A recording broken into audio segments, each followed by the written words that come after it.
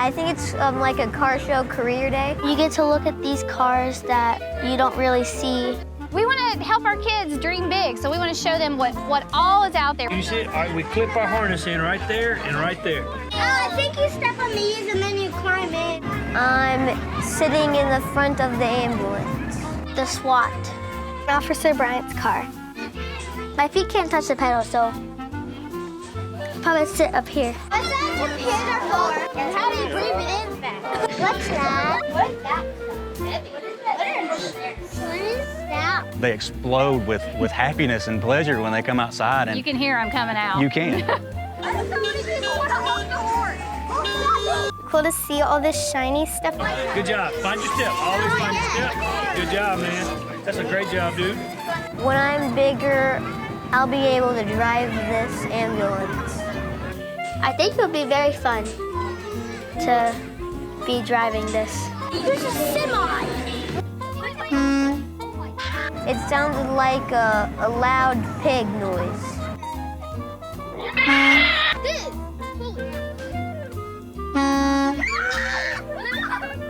No, not until I'm 18 or something. You pull up on it, up it goes. I like going in the ambulance and looking at all the stuff in it. It has all these cool medical stuff inside.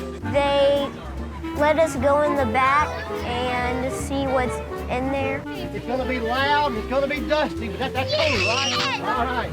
The chippers on the tractor, what they do to cut wood. Fire truck people told us about what they have to wear. They help when emergencies occur. I really like today. I think it's pretty cool to see all these cars. Good. We have a vaping problem in Williamson County. Not only is it in our school district, it's throughout this nation. It's affecting our youth. It's easy to get a hold of. It's not hard to buy. They're everywhere. We know kids don't do anything in moderation. They could take this pod, smoke the entire pod in 15 minutes, which would be equivalent to smoking an entire pack of cigarettes. Can you imagine what that does to your body? When kids are looking to purchase these Juuls or these vaping products, if they're 18, they could go to local retail stores, they could go to gas stations, they could go to vape shops. If they're not 18, now they're limited to going to a lot of online places. They ask if you're 18, you click yes, and as long as you have a credit card, you can purchase these.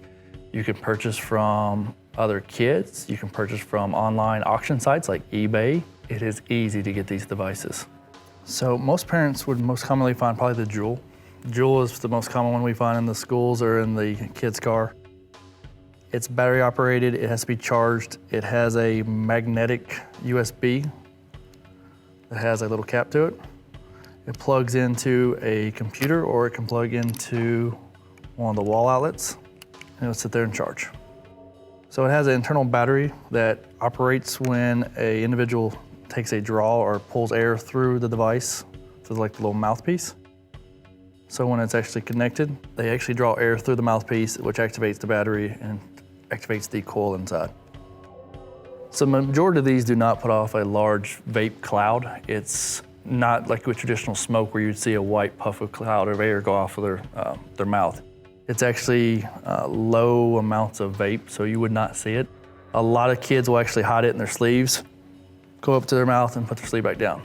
These packs of Juuls, these little Juul pods, are at 5%, which is equivalent to about a half a pack of cigarettes. So if a parent suspected their kid was vaping in their vehicle, things they can look for is different types of USB adapters or cigarette adapters that don't go to the phones that they normally have. They can look for a film on the windshield that's kind of almost greasy. You can look for residue from some of the e-juice or the e-liquids that gets stripped out. You can go for a unique smell in the car that's not normally there.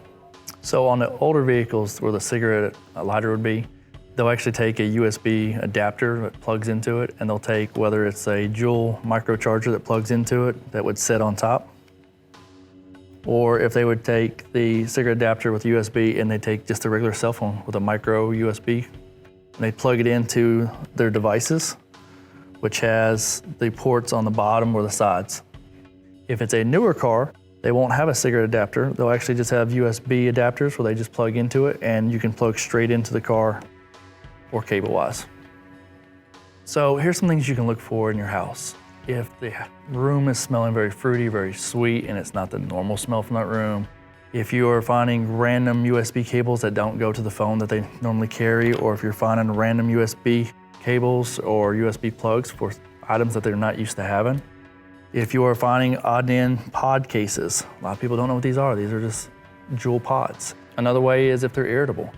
They're having nicotine withdrawals where they've not been able to ingest any type of nicotine over a long period of time. They may become very cranky or angry.